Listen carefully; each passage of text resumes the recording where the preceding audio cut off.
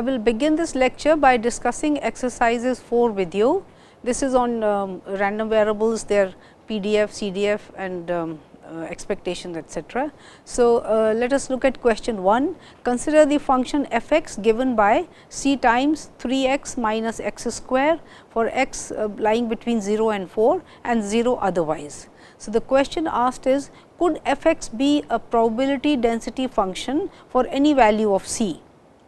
Now, without proceeding further, you can just see that since the function can be written as x times 3 minus x.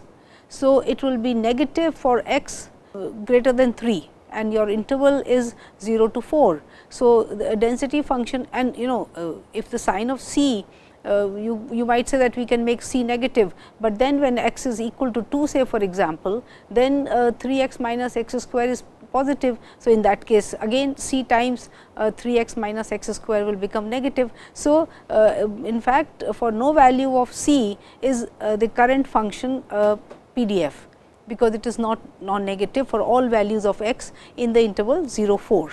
Okay. Now, we say that suppose we require the function to be a probability density function when x is between 0 and 3. So, that makes sense, because then in the interval 0 to 3, 3 x minus x square is non-negative. So, then c will be chosen as some number which is also non-negative, in fact positive, and the condition the way you will obtain c would be you integrate the given function from 0 to 3 and then the integral must be equal to 1. So, therefore, you can answer this question in this way. The question 2, the probability density function of x, the lifetime of a certain type of electronic device measured in hours is given by. So, f x is equal to 15 by x square, x greater than or equal to 15 and 0 when x is less than or equal to 15. So, that means the device is guaranteed to run for more than 15 hours. Now, find probability x greater than 30. So, again you can do it by finding out the CDF or integrating this function from 30 to infinity, right, because this says 15 by x square is x greater than or equal to 15. What is the cumulative distribution function of x, and what is the probability that 6 of such types of devices, at least that out of what is the probability that of 6 such types of devices at least 3 will function for at least 15 hours. What assumption are you making? So, here of course, you see you will assume that the devices are independent of each other and then you will do the rest by finding out. So, probability of one device functioning for more than 15 hours and then you have to say 3 out of 6. So, you can understand what all you have to do. This will become a binomial probability, where the p will be this integral from for at least 15 hours.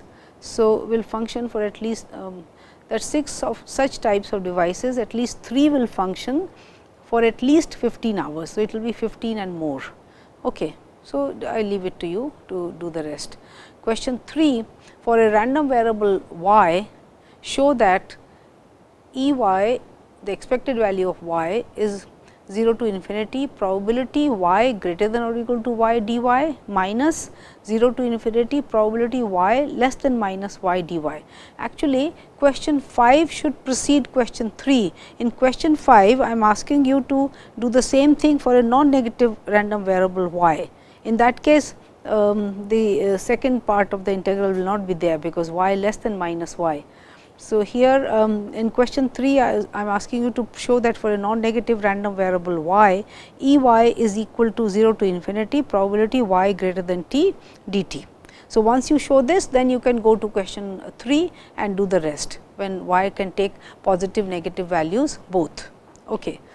Question 4, x is a random variable that takes on values between 0 and c, that is probability x lying between 0 and c is 1.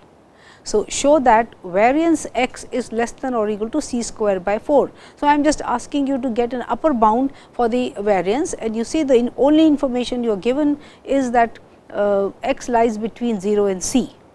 So, all mass of this random variable is between 0 and c. Now, there is a hint. One approach is to first argue that expectation x square is less than or equal to c e x. You see, this is a non-negative random variable.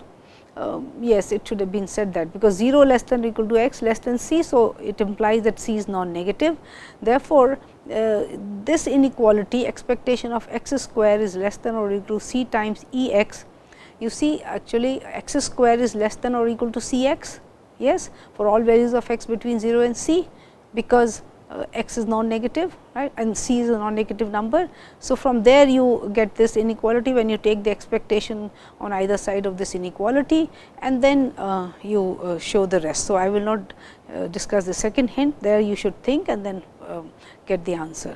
Okay, question 5 we have already now question 5, the second part is that you have to obtain expectation x raised to n and show that it is equal to this 0 to infinity n x raised to n minus 1 probability x greater than x dx.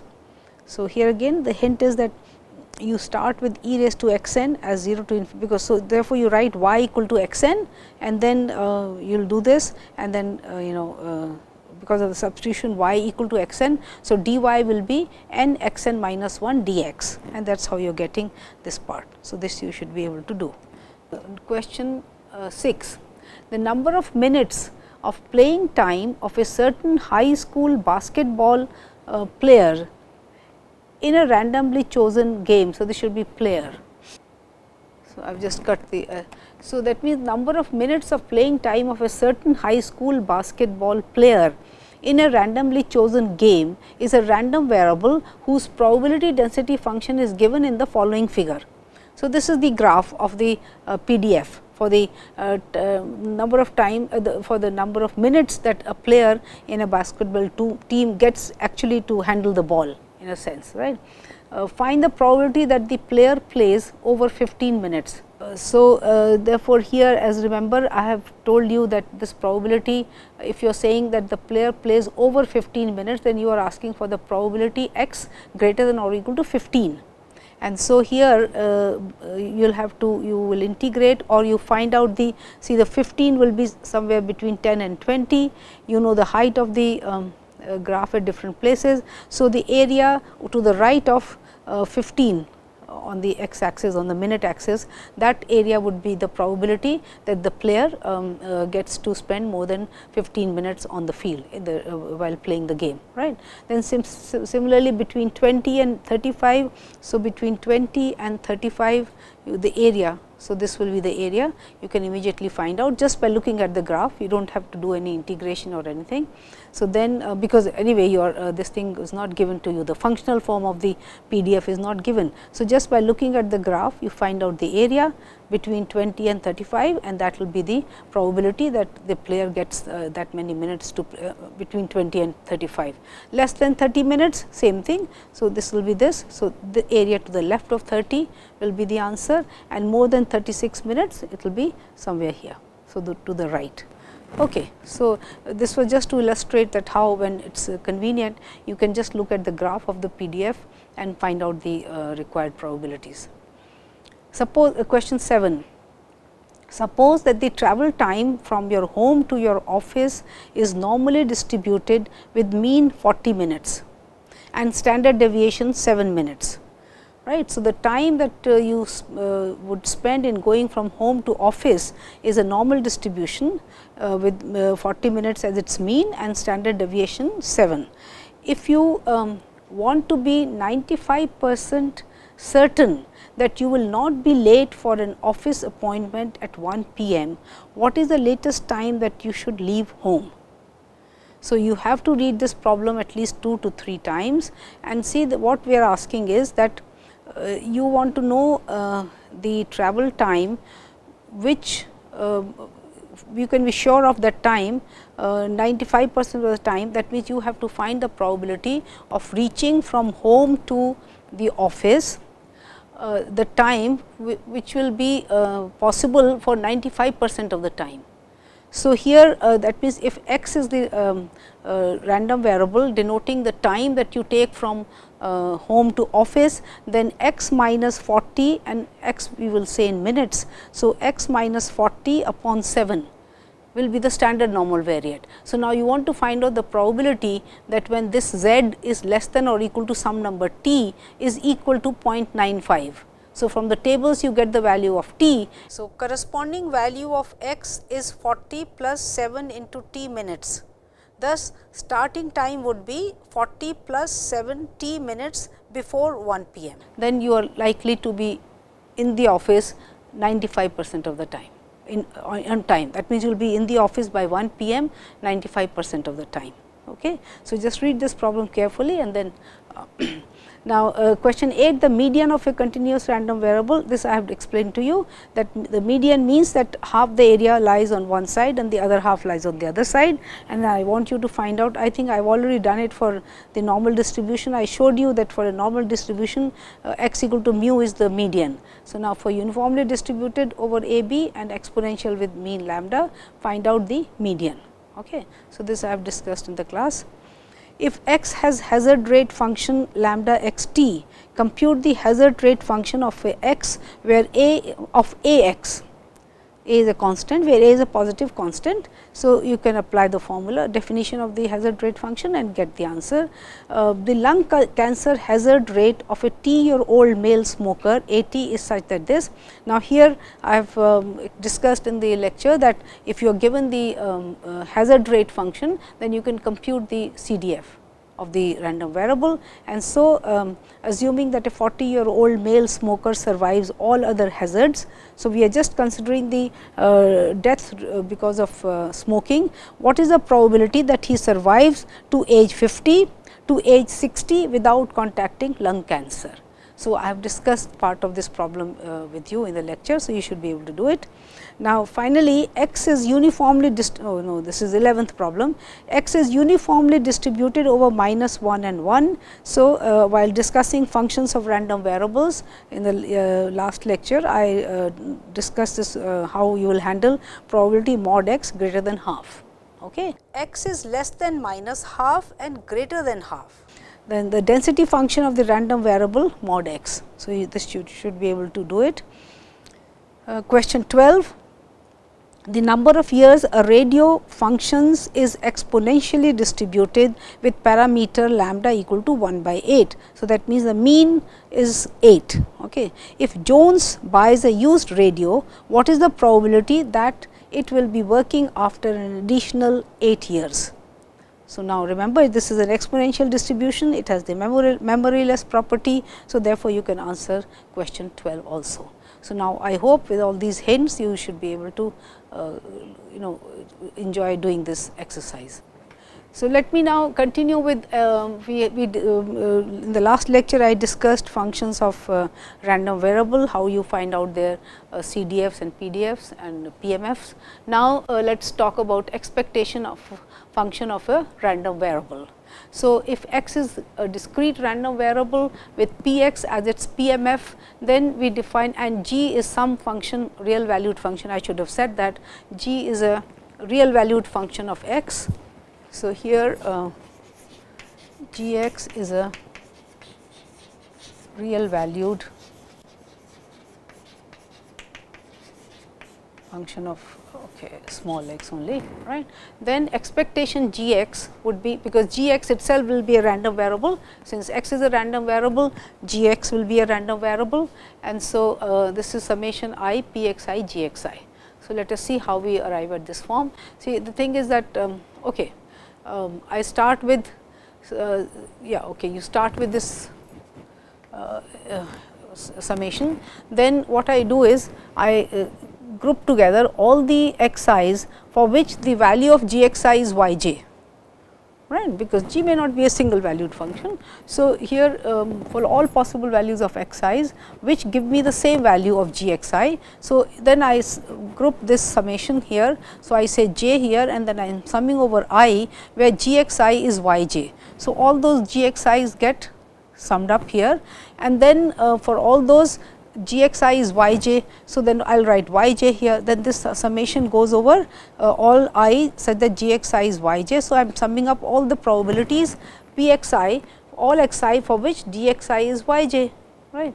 And so, this becomes summation yj, and this probabilities they add up, because xi's are discrete and distinct values. So, therefore, you add up the probabilities and that will give you over all I such that gxi is yj. So, this becomes probability of gx equal to yj, right, of the event. This is a discrete case.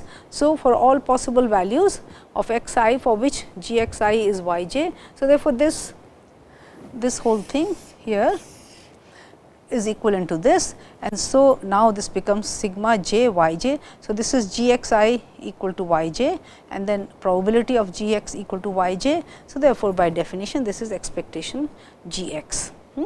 So, this is your the way we define it for a discrete random variable. So, the simple formula is this, and I have tried to validate it for you by manipulating the summation terms. Okay. Then in question 5 exercise 4, you have been asked to show, I just discussed it with you. So, you have been asked to show that expectation x will be 0 to infinity, probability x greater than y when x is a non-negative continuous random variable, right. So, here we are I am just writing out this expression for the case when x is a non-negative random variable. So, now when I want to talk about expectation gx, I will do it for I will obtain this formula for when gx is non-negative, and then you should be able to take care of, because remember question 3 is your general version, where x can be negative or positive both. So, in that case gx can be also a general function taking negative positive values both, but once you understand this you will be able to do that also for the general case. So, I am doing it for gx non-negative. Okay. So, expectation gx will be using this formula, because gx is non-negative. So, 0 to infinity probability gx greater than y dy. This is I am using that question 5 of exercise 4. Then here this what I am doing is, see, therefore, see I tried to show you that gx is this function. So, now here I am separating out the integral. What I am doing is for gx greater than y, I am integrating this fx dx, right.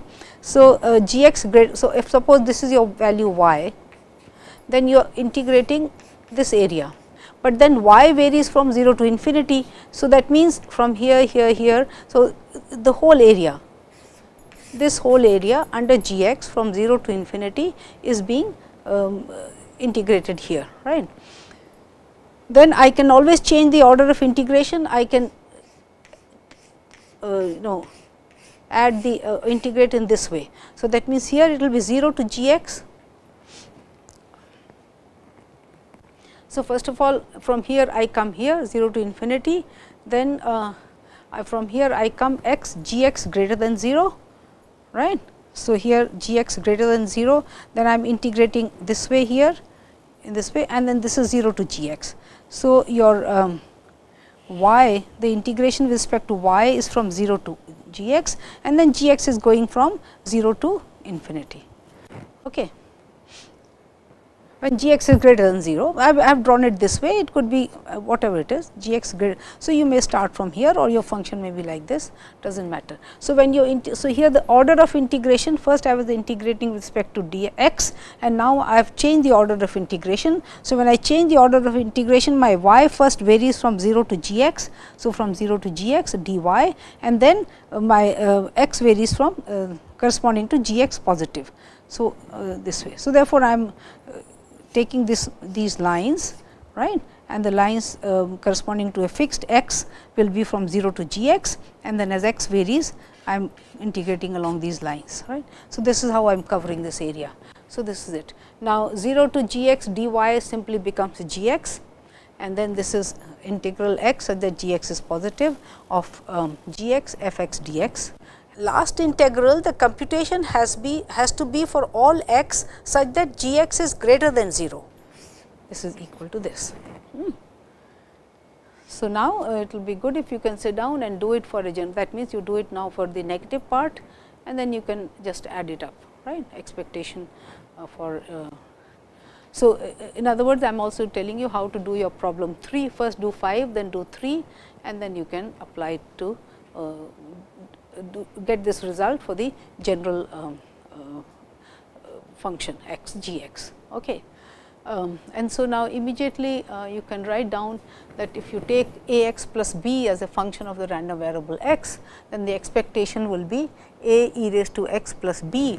Now, you can verify by writing the actual expression. That means, you can write out this expression and then show that what you get will be a into expectation x plus b.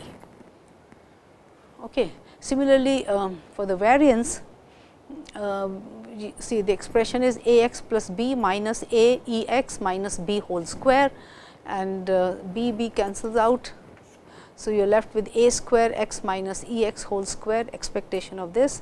Then since a square being a constant comes out, this is a square expectation of x minus e x whole square and which is a square times variance x. So, I just handled it for this because this is very often we have already used this formula in fact. So, I thought let us formalize once we talk about expectations of random variables, then I talk about their expectations and so on in the applications. Okay. Another interesting expectation of a function of a random variable is the moment generating function, and this is very important because in the sense that sometimes it gives you extra information about the information that you can sometimes get more easily here if you know the moment generating function, right. So, let us say the definition is that m x t is the expectation of e raised to t x, right, and m x t I will write here is the moment generating function of x for all values of t for which this exists. Right. And so, some time ago I had shown you that this need not all the time exist, right. And so, whenever for all values of t for which this exists, we will say that this is the moment generating function of x. Okay. So, t is a real number. So, as t varies and sometimes for all values of t this may exist, but sometimes it may not be it may not exist for all values of t.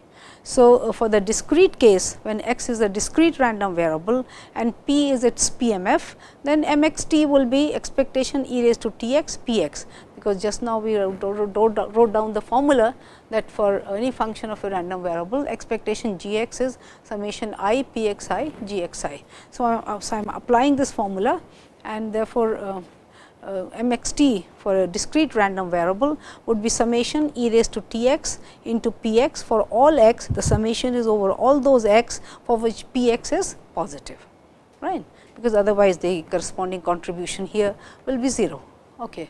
Then x a continuous random variable with f x as its PDF, then m x t will be minus infinity to infinity e raised to t x f x dx for all values of t for which the integral exists. So, the same thing, it is only defined, the moment generating function is defined for those values of x for which the corresponding expectation exists. So, if I differentiate the expression for m x t, the moment generating function for x, this is d d t of e raised to t x, and then I am taking the differentiation sign inside. And this is easy to explain, because in the discrete case, since this expression for the moment generating function, the summation is a convergent series. So, therefore, differentiation can be passed through the summation sign, right, because this is a convergent sum. So, therefore, of course, we are taking it for all values of t for which this is convergent, right. So, in that case I can pass through the summation sign, the differentiation sign. Now, if x is a continuous random variable, then it is required that this can be shown again, because it involves higher level mathematics. So, I am not doing it here. This is that if the moment generating function for x exists for all values of t in the interval minus a comma a. That means, this is some interval around the value t equal to 0, right. For some a real number, if this exists, then it can be shown that you can exchange the differentiation and integration sign. Okay. So, in case your random variable x satisfies this property that the moment generating function will exist for all values of t in an interval around the origin around the 0, then you can differentiate the you can interchange the two signs, and then therefore, when you differentiate, you take the differentiation sign inside, it will become expected value of x e raised to t x, right, because you are differentiating with respect to t. So, we will write x here, and at t equal to 0, you can see that m prime x 0 will be E x, which is the first moment, and so on. So, the first derivative of the moment generating function evaluated at the point 0 is the first moment of x, the mean or the expected value of x, right. Then similarly, if you differentiate it again, then you will get x square here, expectation x square e raised to t x, and so m double prime 0, that means the second derivative evaluated at t equal to 0 will give you expectation x square, which is the second moment.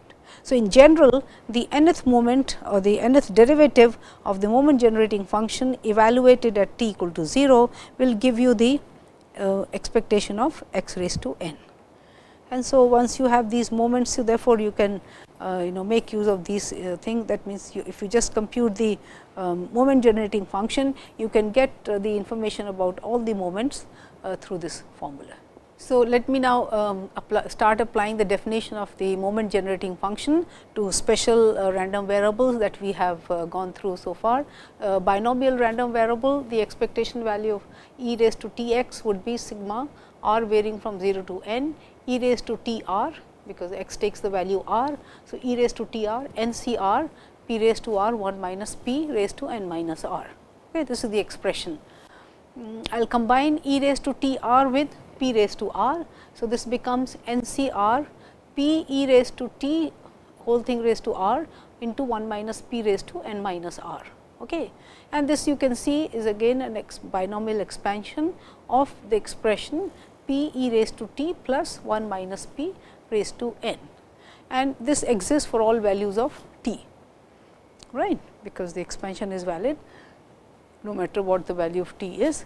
So, this is, and now you see what we are trying to say is that if you get an expression like 0.3 e raised to t plus 0.7 raised to n, if you are given this as a MGF, then you can immediately say by looking at the form of the moment generating function that the value, this is the moment generating function of a binomial random variable with p as 0.3, and this is your n.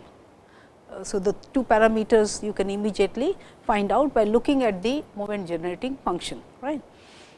And if you differentiate this expression once, then see from here it will be n, derivative of this is p e raised to t, yeah, I should have said here e raised to t, right, n p e raised to t, then e raised to t p plus 1 minus p raised to n minus 1. And so, at t equal to 0, this number reduces to n p, which is the expectation of x, right. Similarly, if you differentiate this expression twice, yeah, this e raised to t is missing somewhere. So, then it should have been sum of 2. So, we will have to rewrite the expression here. Okay. So, it will be see for example, what I am doing is, so e raised to t is here.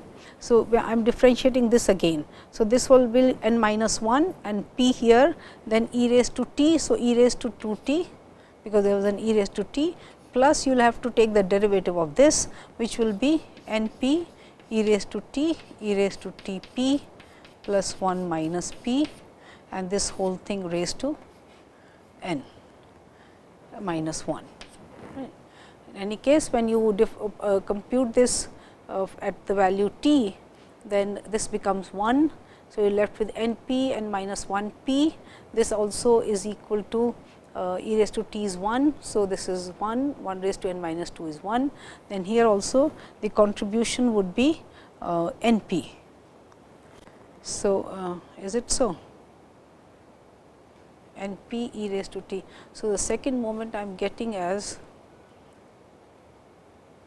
okay, and then from here n into n minus 1 n square. So, this is not correct. So, therefore, this will be plus. So, that means here when you put t equal to 0, you are getting n into n minus 1 p square. This is okay. Then from here you will get another n p, because this is 1, this is 1 and the whole thing is 1. So, this is plus n p. Now, it makes sense because you have n p. So, n square p square minus n square p square goes away, then minus n p square plus n p. So, minus, I should write out the, okay. So, minus n p square plus n p, which is n p into 1 minus p. So, n p q, this is the formula for the variance. Okay. So, please be careful when you are differentiating these expressions. Okay. Similarly, we can apply now, we can obtain the moment generating function for a Poisson random variable, and this will be expectation e raised to t n lambda raised to n into e raised to minus lambda upon n factorial, n varying from 0 to infinity. Here again I will couple e raised to t n with lambda. So, this will become lambda e raised to t n into e raised to minus lambda n factorial. So, now this is what the value of the random variable that you are taking. So, at x equal to n, and this will be if you take e raised to minus lambda outside, this is the expansion of. So, lambda e raised to t raised to n upon n factorial is the expansion of e raised to lambda e raised to t. So, the expressions may look a little complex, but handling them is not much of a problem. So, here the whole thing adds up to. So, therefore, in this case also the series is convergent for all values of t, and so that is what I am saying, if defined for all values of t, and this can be rewritten as e raised to lambda e raised to t minus 1. So, if you differentiate, so here again say for example, if I get a term, if I say that the MGF is say 3 e raised to t minus 1, then immediately by looking at this function I will say that the corresponding random variable is a Poisson random variable with mean 3. An MGF of a random variable x will characterize the probability distribution function of x. So, when you differentiate this again, so let me go through the calculations, because there might be some error again. So, first derivative of m with respect to t here would be the derivative of this would be lambda e raised to t. So, lambda e raised to t, then into e lambda e raised to t minus 1, and evaluated at t equal to 0, that gives you lambda, which is expectation of x. Second order derivative. So, there are two terms now involving t. So, the first one, the derivative is lambda e raised to t into e raised to lambda e raised to t minus 1, plus the derivative of this would be lambda e raised to t lambda e raised to t, and the same term here. Okay. Again evaluated at t equal to 0, you get lambda from here and you get lambda square from here. So, this is lambda plus lambda square. So, variance is lambda plus lambda square minus lambda square, expectation of expectation x whole square. So, therefore, this is again lambda. So, the verification, right, alternate ways of computing the same quantities. Exponential random variable with lambda as its parameter, then this will be 0 to infinity lambda e raised to t x into e raised to minus lambda x t x, and here again I couple the terms the powers of e. So, I get, so the moment generating function would be 0 to infinity lambda e raised to minus lambda minus t x dx, which I can rewrite as lambda upon lambda minus t integral 0 to infinity lambda minus t e raised to minus lambda minus t x dx. And you can see that this integral is defined for all values of t less than lambda, because this exponent must be, see this quantity must be negative, sorry, this quantity must be positive. So, that minus of this is negative, and then at infinity this will go to 0, and therefore, the integral is defined only for lambda for t less than lambda, right. For t greater than or equal to lambda, the integral does not exist. So, this is important to note, and therefore, that is what I was saying, that the moment generating function need not exist for all values of t. We have to specify the values of t for which the integral exists. Now, make the substitution to integrate this. You make the substitution y is equal to lambda minus t x, this gives you dy is lambda minus t dx, and therefore, this integral transforms to lambda upon lambda minus t. See here, this lambda I wrote as lambda upon lambda minus t into lambda minus t, right. So, to get it in the proper form. So, then lambda minus t dx transforms to dy, this is dy, and e raised to this thing is e minus y, simple integral, this is this. So, therefore, minus e raised to minus y 0 to infinity is lambda upon lambda minus t. MGF exists for t less than lambda and not t less than or equal to lambda. You can say that the corresponding random variable is exponential with parameter lambda, right. And if you do the simple verification here, derivative would be lambda upon lambda minus t whole square. There will be a minus sign with this, but then since this is in the denominator, another minus sign, and they both multiply to be positive. Therefore, m prime x 0 is lambda upon lambda square, which is equal to lambda 1 upon lambda. Okay. Now, similarly, you can compute the second order moment, and then, so that is why you know that the name is very suggestive, moment generating function. This function generates the different moments for the probability density function. Okay.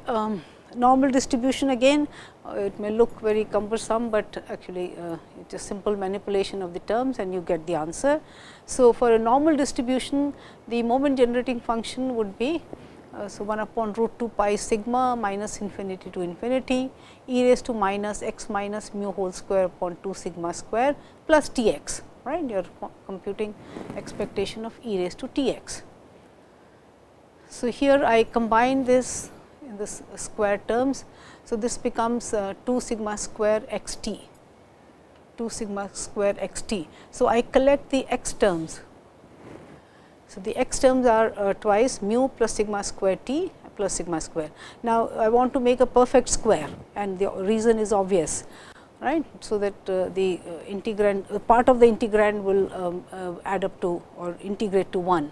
So, you see to this I must have x minus mu minus sigma square t whole square. So, therefore, I have added mu plus sigma square t whole square to make this perfect square. So, therefore, I must subtract. So, minus mu plus sigma square t whole square, and the mu square from here is the remnant. So, therefore, this is what you have. So, this square plus mu square minus this, right. Now, if you simplify this, the mu square cancels out, you are left with minus 2 mu sigma square t plus sigma 4 t square. So, this term I have written out here as this, separated it out, and this is a constant, because there is no function of x here, x is this is dx, in fact, dx goes here, and you see that this integral in that case. Now, this is a PDF of a normal random variable, where the mean is mu plus sigma square t, not mu, but does not matter, the other things remain the same. So, this is a PDF of a normal mu plus sigma square t and sigma square. The variance does not change. This is under root of sigma square and this is 2 sigma square. So, only the mean has shifted from mu to mu plus sigma square t, and therefore, this integrates to 1, right. The PDF of a normal standard normal variate, this integrates to 1, and here you are left with just this part 2 sigma square t mu plus sigma square t square divided by 2 sigma square. So, this is it. So, when you cancel out the sigma square part, you are left here with mu t plus t square sigma square by 2. So, a simple form here again, and you can now differentiate this, and so that means let us just take the first derivative. What would be the first derivative? this is t. Yes. So, this is E mu t plus sigma square t square by 2 into the derivative of this, which is mu plus twice, so sigma square t. So, at t equal to 0, this is 1 and this is mu. So, the first derivative for the first mean, the first moment, which is the mean, right. Similarly, differentiate it again and then find out the second order moment and the variance. So, I think this illustrates quite well the concept of moment generating function and how you make use of it, and of course, that it definitely characterizes the PDFs, because by looking at the form of the MGF, you can say what the distribution would be and what would be the corresponding parameters. Then there is still more interesting applications of the MGF. This is when I talk of jointly distributed random variables, and then you can the use of the concept of independence and so on. So, all these things get connected, and I will try to show you the further properties of the MGF. So, let me now look at the moment generating function for the gamma random variable. So, the expectation e raised to t x would be 0 to infinity lambda e raised to minus lambda x raised to alpha minus 1 upon gamma alpha into e raised to t x dx, right. So, again combine this thing, and here you see t less than or equal to lambda, then only this because this is not defined unless, I mean, the whole integral will become improper if t is greater than lambda. So, therefore, this integral will exist as long as t is less than or equal to lambda, right. So, now you have this expression. So, again the trick is that I try to manipulate the integral, add, subtract, divide or multiply, so that I get into a familiar form plus a constant into a constant. So, here you see the parameter from shifts from lambda to lambda minus t.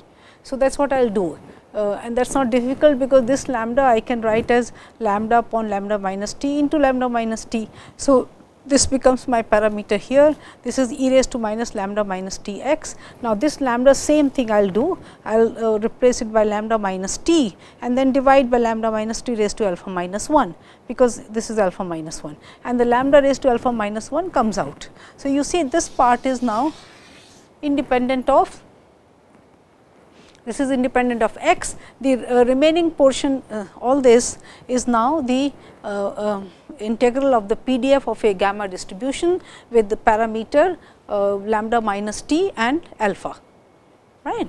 So, instead of parameter being lambda, it is now lambda minus t for any fixed value of t, and so the parameter will change as you change, but given a value of t, then this will be the integral of the PDF of a gamma distribution with parameter lambda minus t and alpha. So, therefore, this whole integral, this thing goes to is equal to 1, and I am left with the term lambda upon lambda minus t raised to alpha, and so this is your MGF. Now, if you recall, for an exponential distribution, the MGF is lambda upon lambda minus t, if lambda is the parameter. So, what is turning out to be the exponential is gamma 1 comma lambda, that means the okay, I have been saying it out the other way. So, alpha is the first. So, that means here I want to say that this is gamma, alpha and lambda minus t, sorry. So, please the alpha comes out to be the first parameter, this is the second. So, then your exponential is 1 lambda. See, if you are looking at gamma, alpha, lambda, then for alpha equal to 1, this becomes exponential lambda, right. And here you see so therefore, now through when I have talked about jointly distributed random variables, sum of independent identically distributed random variables and so on. So, there will be a lot of interconnections that I would like to show. So, essentially what we will be deriving here is that first of all the result that if you have sum of two independent random variables, then the MGF of the sum is the product of the corresponding MGF. So, here you see applying that iteratively, it turns out that gamma alpha lambda is actually the sum of independent exponentially distributed lambda variables, exponential distribution random variables, each with parameter lambda. That means, identically, so alpha is in case alpha is an integer, then gamma alpha lambda is sum of alpha independent exponential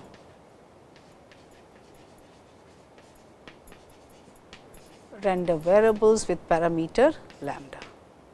So, this is what the result will be. So, and therefore, that is what I am saying, that you will be able to show these kind of things through the help of MGFs, because here this is lambda upon lambda minus t raised to alpha, and this is alpha of them you add and they are independent, then the MGF of the sum of these alpha independent exponential random variables will be gamma distribution, because the MGF of this sum would be the MGF here, which is alpha times this. So, you multiply the corresponding MGFs when the variables are independent, and then if you are talking of the MGF of the sum, right. So, we will develop this theory as soon as I talk of jointly distributed random variables. Now, just two questions before I finish this topic, and this is x is a continuous random variable with PDF f x. Show that expectation of absolute of x minus a is minimized when a is equal to the median. So, we have defined the median for you, and here see what we are saying is that this will actually come out to be a function of a, right, this expectation, and therefore, you want to minimize it. That means, you will differentiate with respect to a, the expression that you obtain for this expectation of absolute x minus a, and then find out the critical value or the value at which this becomes minimum. So, you will have to show that it is the point at which the area under the curve is half. Okay. Now, I will just give you a hint. So, expectation absolute x minus a would be absolute x minus a f x dx, which you can like either x is less than a or x is greater than a. For x less than a, we will integrate from minus infinity to a, right. So, then this will be a minus x f x dx, because the integrand has to be positive, non negative. So, this will be a minus x for x less than a, and then a to infinity x minus a f x dx. So, the idea is that you differentiate with respect to a. Now, all of you have already done this much calculus, you can integrate. So, this will be when you have differentiation under the integral sign. Essentially, you have to apply that. Your limit is a function of the variable. I mean, you are treating a as a variable now, because this whole thing is a function of a now, fine. So, you can do this. Now, similarly, just take an example. So, let x be n mu sigma square. So, x is normally distributed with parameters mu and sigma square, and has MGF mt. Define psi t as log of mt, then show that psi double second order derivative of psi at 0 is variance x. And so, there are interesting functions that you can define through your mt. We will also be talking of the characteristic function. So, now for example, mxt for a normal is this, right. So, if you take log of this which we are calling as psi t, then this will be equal to mu t plus sigma square t square by 2, right. And so, if you take psi prime t, this is mu plus sigma square t, right, and then psi double prime t will be simply sigma square, which is, and therefore, this is also psi, because that is a constant. So, the second order derivative of psi is a constant. So, psi square 0 is also sigma square. So, this is the answer, right. And so, one can go on doing a lot of interesting things with this, and I will be developing some more results here in the next lecture.